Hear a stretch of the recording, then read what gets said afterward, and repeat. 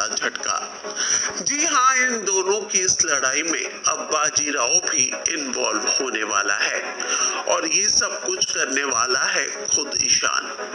आखिरकार ईशान क्यों उठाने वाला है ये कदम, क्या करने वाला है ईशान, हम आपको बताएंगे पर। लेकिन अगर आपने हमारे चैनल को सब्सक्राइब नहीं किया तो सबसे पहले सब्सक्राइब कर लीजिए। दरअसल ईशान लगातार जो है अब सभी की हरकतों को पहले तो इग्नोर करने की कोशिश कर रहा था, लेकिन जब उसने देखा कि यहाँ पर सभी किसी भी तरीके से नहीं समझ सकती, तब उसने जाकर अब सभी को धमकी दे दी है और कहा है कि मैं तुम्हें वाकई में पुलिस के हवाले कर दूंगा। और उसने सिक्योरिटी को भी साफ साफ कह दिया कि अगर अब ये लड़की मेरे कैबिन के आसपास भी भटकती हुई नजर आए तो इसको धक्के देकर निकाल देना।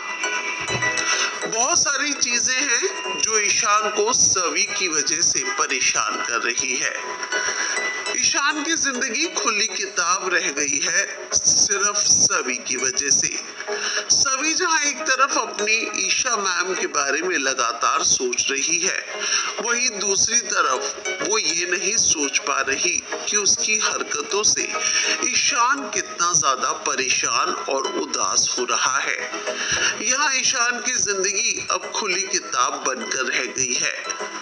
कॉलेज में अब हर कोई उसके और ईशा के बारे में जान चुका है और यहाँ पर अब ईशान इतना परेशान है कि वो सभी को बाजीराव के पास ले जाता हुआ नजर आया है। वो साफ साफ कहता नजर आया है कि मैं इस लड़की को वाकई में केस कर दूंगा इस पर, क्योंकि ये लगातार मुझे परेशान कर रही है, हैरेस कर रही है। मैं नहीं चाहता कि इस तरीके की हरकत करने के लिए मैं मजबूर हो जाऊं। उसने बाजीराव से साफ साफ कहा कि तुम या तो इस लड़की को समझाओ और बताओ कि मुझसे दूर रहे, वरना अब मैं तुम्हारे सामने इसे लास्ट वार्निंग दे रहा हूं। अगली बार मैं सिर्फ इसके खिलाफ कंप्लेन करवाने के लिए ही आऊंगा। तो एक बात तो तय है कि अब यहाँ पर ईशान इतना ज्यादा परेशान है कि वो पहुंचा है बाजीराव के पास। वो वाकई में सभी की कंप्लेन कराना चाहता है। अब वो सभी की शक्ल तक नहीं देखना चाहता। ऐसे में देखना होगा कि आखिरकार अब ईशान और सभी कैसे करीब आएंगे।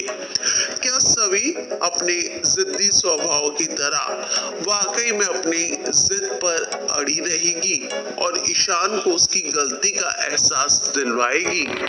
आपको क्या लगता है इस बारे में? कमेंट में अपनी राय लिखकर जरूर बताएं, लेकिन उससे पहले हमारे चैनल को सब्सक्राइब करना ना भूलें।